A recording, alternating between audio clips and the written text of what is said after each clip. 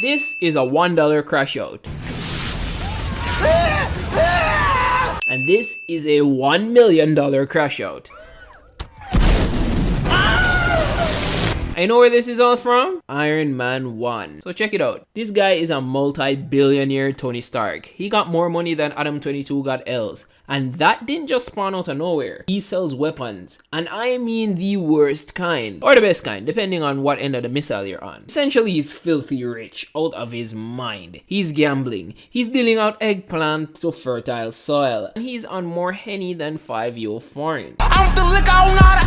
But it's all finna take a turn for the worse, because at one of his weapons shows, he's chilling with his armed guards. Bro be looking like the prince from Clash Royale. Oh, Guardian! But in the blink of an eye, they get squad wiped. It's probably by Prime Ninja. Unluckily for Tony though, he ends up on the wrong side of the missile. That's probably the best 7 elixir ever. Now Brody wakes up in a cave, not only with a car battery in his chest, but he is just so cooked, as Brody became a 1995 Toyota Corolla on this trip. He got patched up by this bald guy here, who's gonna be his right hand man for this $1 challenge to come. And this challenge starts right now, because evil Aladdin comes in and he lets Tony know that he got to make them one of those Jericho missiles. That's one of these things. This thing hitting like Drapion pin missiles. It's that good. And in exchange, they will let him go. Knew that? That's cap. I accuse you of capping. Now Tony decides to go cap for cap and agrees that he ain't dumb enough to think they're gonna let him go. This ain't Mickey Mouse Clubhouse. So boy gets to work on his $1 crash out. And the first thing he does is to update this car battery into this glowing shit. Now if you don't know, that's called an arc reactor. This is gonna be powering his heart for more time than it takes Kaisenat to read one page of Harry Potter. And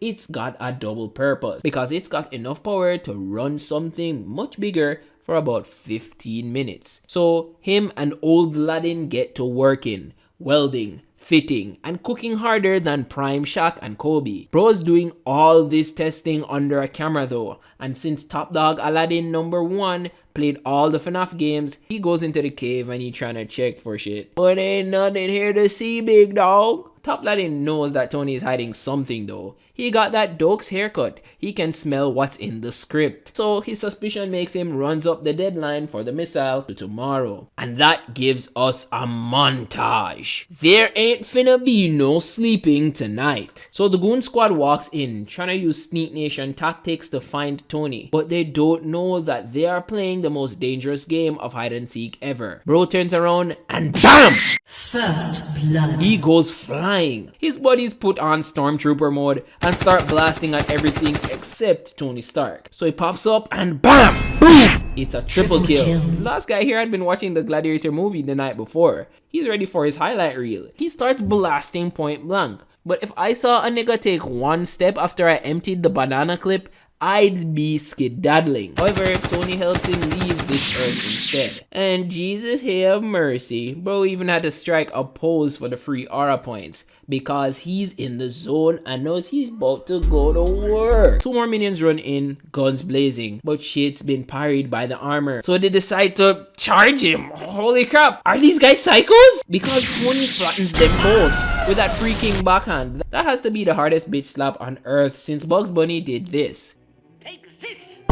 Another guy comes in and gets dropped by the clothesline. It's WWE and Jafar Jr. here gets locked in by his best buds for the cage match. Bro trapped him in with the Merchant of Death, and he's gonna be taking those back shots. Like, damn Tony, you ain't gotta do him like that. The sounds are so loud, it's got his buddies running. And Tony busts down the door and there isn't even a body in sight. He's feeling himself too much and goes swinging, locking his arm into the wall. Gooner number 549 sees that Iron Man's trapped and he thinks it's free eats. Injured prey is good prey after all. So he tries to take one off the dome. Oh yes, I'm going to headshot this fool and get some serious kraut on my name.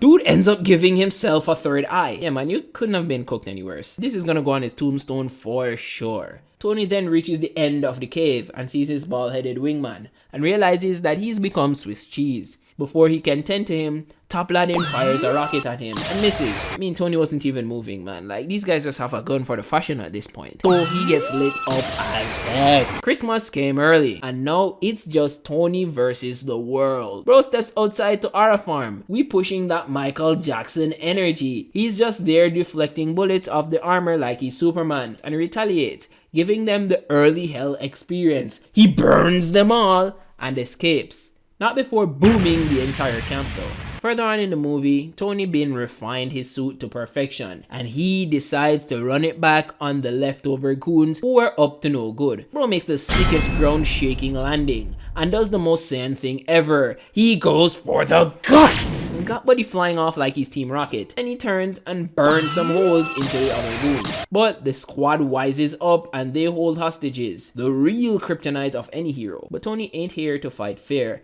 and auto locks onto these thugs with this busted ass aim assist and destroys them instantly without hitting a single hostage. One of these morons tries hiding and calling, I don't know, the police? Bro, who are you calling? Tony hauls his ass right through solid concrete and tosses him to the masses for jungle justice. Tony flies off to take out the rest of his tech that's there, and he gets popped out of the sky by a freaking tank. Like, bro, where are these guys getting this stuff from? He weaves and dodges a shell and then knocks in with his own missile, bombing that thing and farming some aura. And as if that's not enough, he locates his missiles again, and he just straight up squad wipes the rest of Team Jafar. This is the best crash out money can buy.